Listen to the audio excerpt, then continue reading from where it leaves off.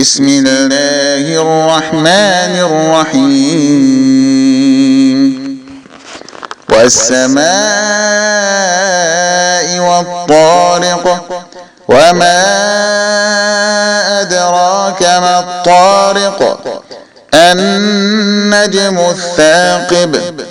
إن كل نفس لما عليها حافظ فلينظر الإنسان مما خلق من ماء دافق يخرج من بين الصلب والترائب إنه على رجعه لقادر يوم تبلى السرائر فما له من قوة ولا ناصر والسماء ذات الرجع والأرض ذات الصدع